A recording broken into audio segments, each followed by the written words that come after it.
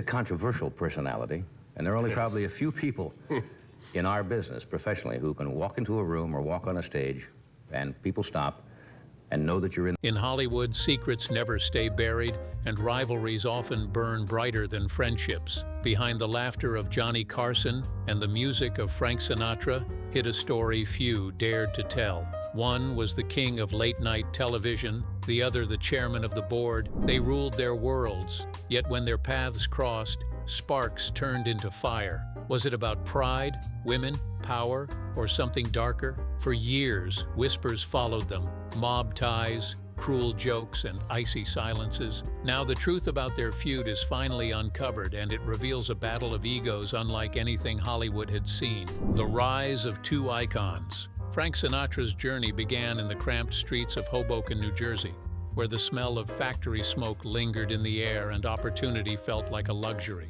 He was a young man with a voice too big for the small clubs that hosted him. Neighbors remembered him as restless, hungry, and desperate to escape. "I knew I was meant for more than Hoboken," Sinatra once confessed. His determination turned late nights in smoky lounges into stepping stones, and before long, his velvet voice had caught the nation's ear. With every note, he carved a path from poverty into untouchable stardom. But fame brought both power and danger. As Sinatra's name climbed higher on the charts, whispers followed him like shadows. He surrounded himself with the Rat Pack, Dean Martin, Sammy Davis Jr., Joey Bishop, and Peter Lawford, men who turned Hollywood into their personal playground. They were loud, brash, and seemingly untouchable, drinking and gambling with abandon. Rumors swirled of Sinatra's friendships with mob bosses, dinners where the air was thick with cigars and silent threats. "You didn't cross Frank," one insider later admitted.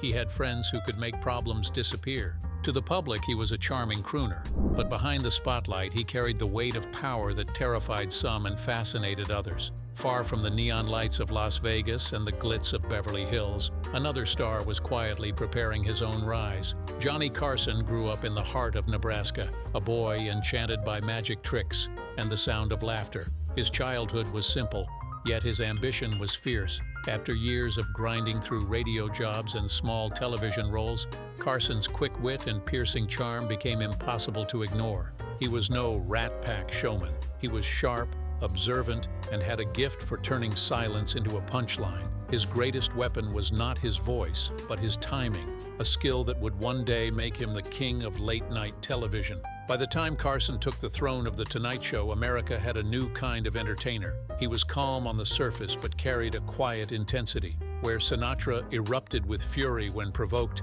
Carson responded with an icy stare and a cutting remark. Colleagues often whispered that Johnny never forgot a slight, and his revenge, delivered through humor, could sting worse than a physical blow. Johnny was never loud, Ed McMahon later said, but if he turned on you, you felt it like ice in your veins. Thus, two men stood at the peak of their worlds, Sinatra with his mob-tinged glamour and fiery temper, Carson with his calculated calm and merciless wit. They were destined to collide, not just as entertainers, but as forces of personality. And when their paths finally crossed, admiration quickly gave way to unease, for neither man was willing to bow before the other. Yet the stage was set for something far greater than casual rivalry. What began with smiles and handshakes would soon unravel into whispers, jabs, and a feud that Hollywood still talks about. Their first encounters would tell the tale. First encounters, respect or rivalry. When Johnny Carson first met Frank Sinatra, there was an air of respect between them, almost like two kings measuring each other's crowns. Carson admired Sinatra's command of a room, and Sinatra respected Carson's reach into millions of homes every night. Frank was the sun, one colleague later remarked, but Johnny was the moon, cool, steady, and always watching. At first, their interactions seemed cordial, but beneath the polite exchanges lingered a tension neither could hide. Carson was a master of testing his guests with sly remarks, waiting to see if they could laugh at themselves. For most celebrities, it was a rite of passage, but Sinatra was no ordinary guest. He despised being mocked, even lightly, and Carson's monologues often flirted with danger. One night, with a grin, Johnny quipped about Sinatra's rumored ties to certain friends in Las Vegas. The audience roared with laughter, but Sinatra's smile never reached his eyes. Frank didn't like being the punchline, a producer recalled. He felt Johnny was daring him, and Frank never liked being dared. Behind the scenes, the reaction was colder. Sinatra reportedly told his inner circle that Carson's jokes carried too sharp an edge. He was not a man who forgave easily, and every remark, no matter how small, felt like a cut. Meanwhile, Carson noted the irritation, but seemed almost amused by it. To him, pushing buttons was part of his craft. If they can't take a joke, Carson once said offhandedly, maybe they shouldn't be in the chair. For Sinatra, those words would only deepen the sting. Their early encounters created a pattern: public laughter, hiding private irritation. Each time Sinatra appeared on The Tonight Show, Johnny would land a subtle jab, and Sinatra would force a grin while the studio audience cheered. But in the quiet of the dressing rooms, tension brewed. Friends noticed the change in Sinatra's tone whenever Carson's name was mentioned. He respected Johnny's success, one insider admitted, but he never forgot how it felt to be laughed at. What had begun as cautious admiration soon shifted toward rivalry. Sinatra thrived in a world where respect was demanded, not earned with humor. Carson thrived in a world where respect came from surviving his jokes. In the clash of these two worlds, it was only a matter of time before the smiles faded and the feud grew teeth. The line between jest and insult had been crossed, and the fallout was inevitable. The Rat Pack versus The Tonight Show. The Rat Pack was more than a group of entertainers. It was a kingdom where Frank Sinatra reigned as the supreme monarch. Dean Martin, Sammy Davis Jr., Joey Bishop, and Peter Lawford orbited around him like loyal knights, their lives bound by booze, bravado, and the intoxicating power of fame. Together, they turned Las Vegas into their personal stage, living nights filled with laughter, gambling, and whispered deals. If you weren't with Frank, one insider noted, you weren't really in the game. It was a world fueled by swagger and loyalty, where respect was demanded and never questioned. Johnny Carson, however, was not built to bow to any empire but his own. He admired talent, but refused to be a follower. By the time he became the face of The Tonight Show, Carson commanded millions of living rooms each night. He was no singer, no Rat Pack playboy, but his influence was unmatched. Guests came to him for exposure, and once you sat in that chair across from Johnny, your career could either flourish or falter, depending on his approval. Johnny didn't need a gang. Ed McMahon once said, he had America. That independence made him an outsider in Sinatra's world, and perhaps a threat. When Rat Pack members appeared on The Tonight Show, the atmosphere shifted. Dean Martin often stumbled in with his trademark drunken charm, sipping a glass of something strong. Carson welcomed him warmly, but never let him dominate the conversation. With Sammy Davis Jr., Carson's admiration showed, yet he still kept control, steering every laugh and every pause with precision. For Carson, the show was his stage, his kingdom, and even Rat Pack royalty had to play by his rules. Behind the scenes, whispers claimed Sinatra watched these appearances with narrowed eyes. Frank hated seeing his boys play second fiddle. One producer later revealed, it reminded him that Carson was the one man he couldn't control. As Carson's star rose higher, so did the tension. Sinatra was used to commanding headlines, yet here was a Midwestern kid with a sharp wit holding an empire that no mob connection, no Rat Pack charm, and no Hollywood party could touch. Rumors grew that Sinatra resented how Carson wielded power so quietly, yet so absolutely. Johnny was king of the nights, a journalist wrote. Frank was king of the nights out. Those worlds were bound to clash. Beneath every smile, a silent rivalry brewed, one that neither man would ever openly admit, but both silently fought. Their empires were built on opposite codes. Sinatra's was fueled by loyalty and intimidation, Carson's by humor and subtle control. The collision was inevitable, and as Hollywood parties grew louder and gossip circled like vultures, the battle was about to grow personal. Because behind closed doors, the feud would no longer be about shows or power. It would be about women, pride, and betrayal. Women, egos, and crossed lines. Both Sinatra and Carson were notorious for their stormy love lives. Sinatra's marriages, affairs, and countless romances filled gossip columns for decades. From Ava Gardner to a parade of Hollywood starlets, he lived in the glare of scandal yet always seemed untouchable. Carson, too, carried a reputation for complicated relationships. With 3 divorces and countless whispers of affairs, his personal life was as turbulent as his professional one was smooth. Johnny had ice on screen, one friend confessed, but in private, he was fire. Both men carried wounds, and both sought solace in the arms of women who often became the center of whispered rivalry. Hollywood parties became the battleground where their egos clashed most fiercely. Sinatra arrived with an entourage, demanding attention wherever he went. Carson, though quieter, was no less magnetic. Guests often drifted toward him, captivated by his wit and charm. Rumors spread that the 2 men occasionally pursued the same women, their rivalry slipping from stage and screen into matters of the heart. One story whispered through Hollywood claimed Sinatra erupted in fury after hearing Carson had made a sly remark about one of his lovers. "Johnny thinks he's funny," Sinatra reportedly fumed, "but he won't be laughing when I'm done with him." For Carson, women were never trophies but shields. His humor masked deep insecurities, and his relationships often suffered under the weight of his fame. Sinatra, by contrast, wore his affairs like medals, symbols of his dominance in both love and life. The collision of these 2 approaches made their rivalry more dangerous. Each encounter at a party, each lingering glance at the same woman, became a silent contest neither wanted to lose. Behind their cool smiles, one witness said, jealousy brewed like poison. As stories grew, so did the tension. Friends of Carson claimed he enjoyed provoking Sinatra, knowing the singer's temper was legendary. In my opinion, he is probably the best singer of popular songs in the last 2 decades.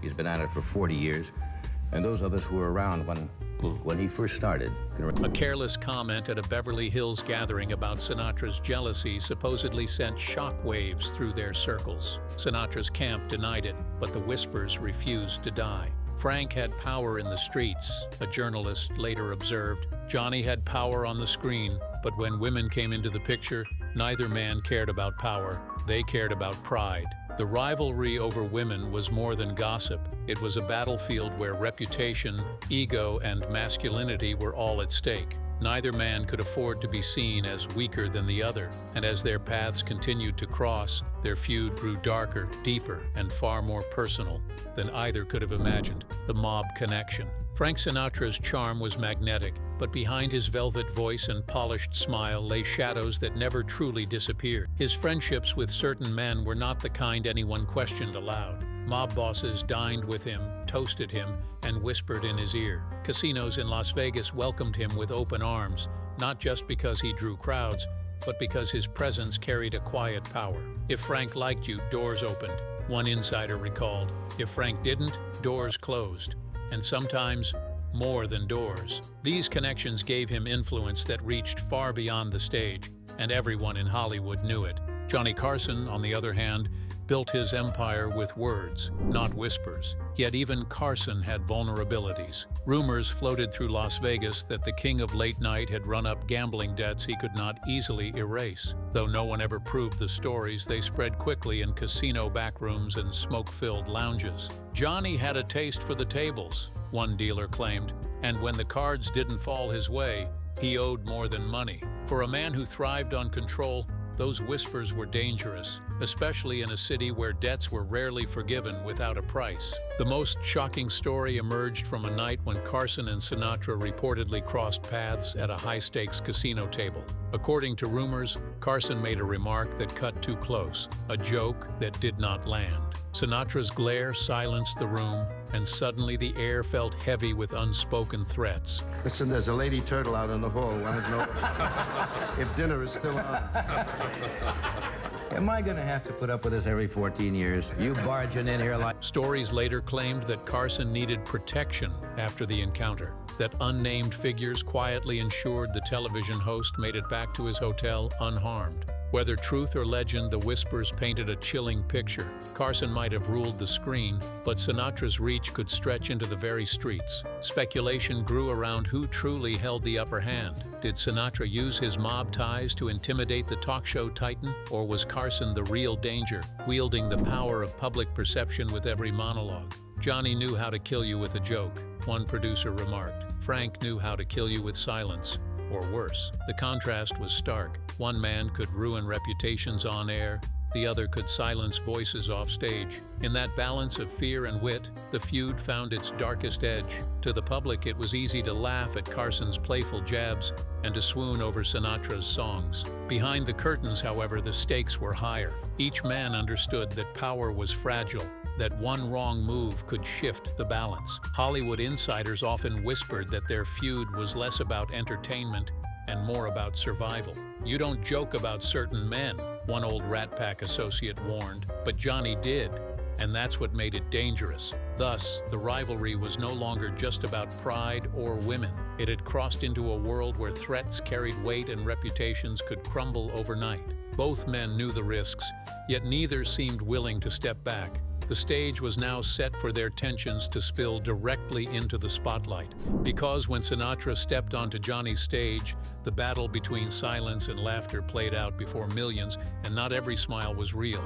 On-air clashes and off-air tension. The first time Sinatra appeared on The Tonight Show, audiences expected harmony between two legends. What they witnessed instead was a performance layered with unease. Carson welcomed Sinatra with a practiced grin, but his questions carried an edge. The crooner answered with charm, yet behind his eyes there was calculation. It was polite, but cold, a staffer remembered, like watching two men play chess with smiles. The audience laughed at the right moments, but insiders sensed something was off. Carson's timing was his deadliest weapon. With one well-placed remark, he could turn a room against his guest in seconds. One night, while Sinatra discussed his music, Carson slipped in a sharp joke about his Vegas connections. The audience roared, but Sinatra's jaw tightened. He forced a laugh, yet his eyes betrayed his fury. "Johnny embarrassed Frank in front of millions," one writer said, and Frank never forgot a slight. The moment lingered, a reminder that behind the laughs was a wound that would not heal. Backstage, the atmosphere was even more charged. While guests often relaxed after their interviews, Sinatra was different. He left quickly, his entourage trailing like shadows. Rumors swirled that he complained bitterly about Carson's barbs. "Frank wasn't used to being tested," one insider explained, and Johnny tested everyone. In the green room, staff whispered nervously, knowing the tension could erupt at any moment. Unlike other guests, Sinatra brought an aura of danger, and Carson seemed to relish pushing that line. One of the most infamous nights came when Carson teased Sinatra about his marriages, slyly hinting at his reputation with women. They asked you that the other night because you were married recently, and you said, "Hey, all of a sudden, everything's Came together, yeah. came together." Yeah. I'm really delighted. The studio laughed, but Sinatra's smile froze. He delivered a short, clipped answer, then turned the subject back to his music. Insiders claimed that as soon as the cameras cut, Sinatra stormed out, his voice low but sharp. "That's the last time I sit in that chair," he reportedly muttered. Whether or not he meant it, the message was clear. Carson had struck too close to the heart. These on-air clashes became legendary precisely because they were unpredictable. Audiences watched, sensing the friction but never knowing if it would explode. "It was thrilling and uncomfortable all at once," one viewer later recalled. "You could feel the ice through the screen." Carson never openly admitted to baiting Sinatra, but his colleagues knew he enjoyed the game. For him, keeping Sinatra uneasy was proof of his control. For Sinatra, each dig was another insult to his pride. Thus, the late-night stage turned into a battlefield where laughter disguised hostility and smiles hid anger. Their exchanges were more than interviews, they were duels, subtle but brutal. And when the cameras turned off, the silence that followed carried just as much weight as the applause. The storm was brewing louder now, and soon their feud would reach a breaking point that neither wit nor silence could contain. What really happened? The whispers of rivalry between Johnny Carson and Frank Sinatra had swirled for years, but one fateful evening in Beverly Hills pushed their fragile civility to the edge. At a glittering party, filled with actors, producers, and political figures, Carson reportedly aimed a joke directly at Sinatra. With a glass in hand and a smirk on his lips, he quipped about Frank's reputation with women and his friends from out of town. The laughter from the crowd cut through the room like a blade, but Sinatra did not join. Witnesses recalled his expression hardening, his jaw set like stone. Frank didn't mind being admired, one guest later said, but being mocked in front of his own circle, that was unforgivable. The feud deepened under the neon lights of Las Vegas, where power and reputation ruled the casinos. One story told of a heated confrontation involving Sinatra's associates after Carson supposedly joked too loudly about Frank's temper. Rumors suggested that the situation grew so tense that Carson was quietly escorted away before tempers could boil over. Vegas was Frank's town, an old gambler recalled. Johnny was a guest, and he forgot that. Though no official account ever confirmed the details, the story spread like wildfire, cementing the notion that this rivalry was no longer harmless banter, but something much more dangerous. The most enduring spark, however, came not from a party or a casino, but from Carson's monologues. On one memorable night, he delivered a line that many claim cut Sinatra deeper than any previous jab. The exact wording varied in retellings, but the gist linked Sinatra's personal life with the underworld in a way that left no room for misinterpretation. The audience roared, yet insiders whispered that Sinatra vowed in private never to forgive the slight. That was the line, one television writer explained. From that night on, there was no going back. The stage, once shared with cautious smiles, became a battlefield marked by silence and distance. Conflicting accounts clouded the truth, as if Hollywood itself wanted to protect the myth. Some swore it was jealousy over women, others insisted it was simply ego, and a few believed Sinatra resented Carson's grip on the American public. Carson, for his part, never clarified. He seemed content to let the rumors swirl, hiding behind his famous grin. The truth lay somewhere between fact and legend, one journalist later wrote, but wherever it lay, it was heavy enough to divide them forever. The mystery only fueled the fascination, turning their feud into something more than a quarrel. It became folklore. By then, both men knew reconciliation was unlikely. Every smile was a mask, every handshake a performance. The weight of slights, both real and exaggerated, had created a wall too high for either man to climb.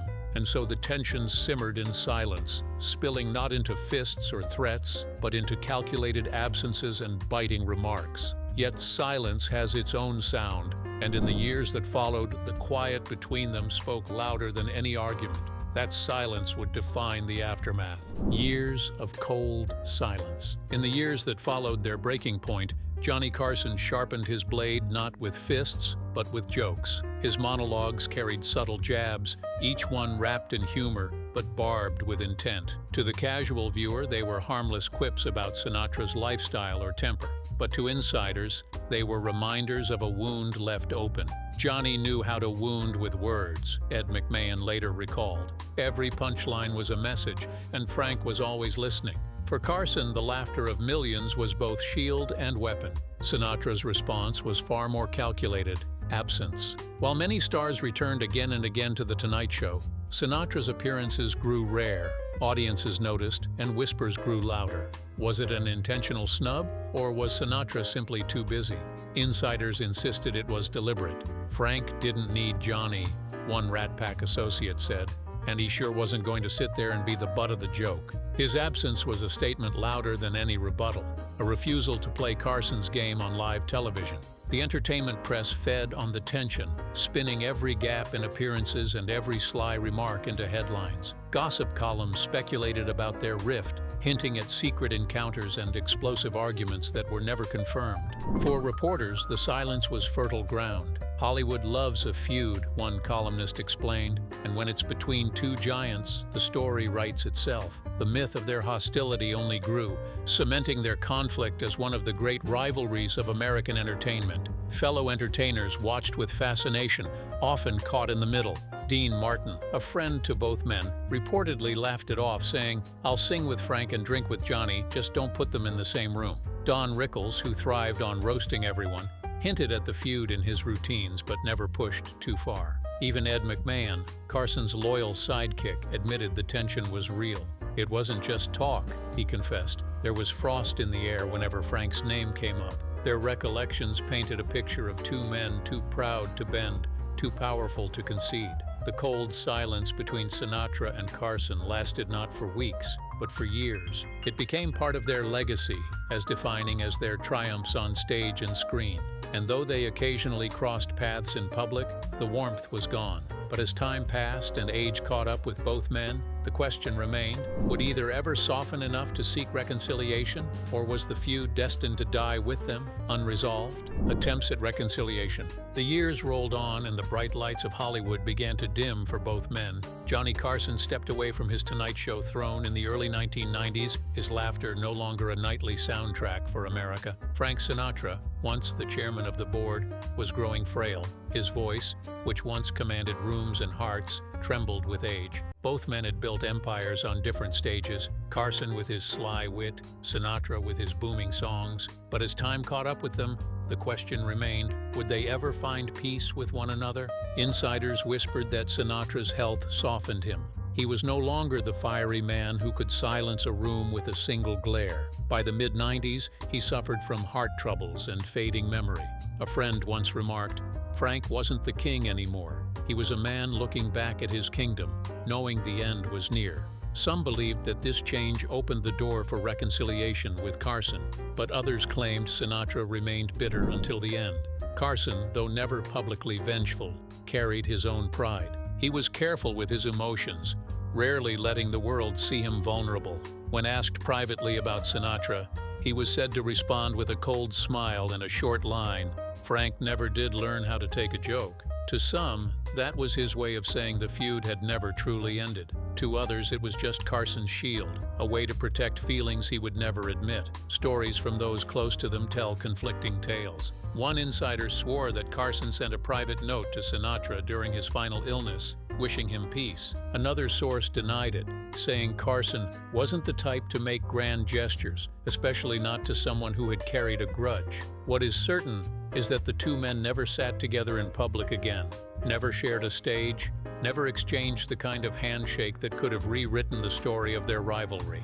The thought of reconciliation hung heavy because both men, in their own ways, were symbols of America's golden age. Sinatra had given people a sound, a swagger, a sense of invincibility. Carson had given people laughter, routine, and comfort at the end of long days. They were men who shaped culture, yet they could not shape peace between themselves. A fellow entertainer once sighed, "Two giants who defined an era, too proud to ever truly make peace." When Sinatra passed in 1998, the silence was louder than any farewell. Carson made no grand statement, no emotional tribute. He simply moved on with the grace and reserve that had defined him. The feud had never been officially closed, and that, perhaps, made it all the more powerful. But even in silence, their story lived on. Hollywood could not let it rest. Journalists wrote about their Cold War, comedians whispered about it backstage, and fans speculated endlessly. The idea that two of the most powerful men in entertainment could not get along only added to the myth of their greatness. Carson's monologues became a kind of legend. Younger comedians studied his style, often repeating the daring moments when he jabbed at Sinatra's mob ties or fiery temper. The jokes lived longer than the man himself, echoing in the DNA of late-night comedy. As one comic said, Carson showed us you could take down the mighty with a grin and a pause. Nobody was untouchable, not even Sinatra. Sinatra, on the other hand, carried his aura of untouchable power to the end. His fans remembered him as the man who could silence critics, charm presidents, and command mob bosses. Yet the feud revealed cracks in that armor. Carson had dared to challenge him, not with fists or threats, but with words. For some, it was proof that even legends were human. The clash between the two men was more than personal. It was symbolic. It was television against music, subtle wit against brute charm, the quiet Nebraska boy against the brash Hoboken kid. Their feud was not only about ego or women or mob whispers, it was about an era shifting. The world of slick Rat Pack dominance gave way to the sharp lights of late-night television, and neither man could fully escape the shadow of that change.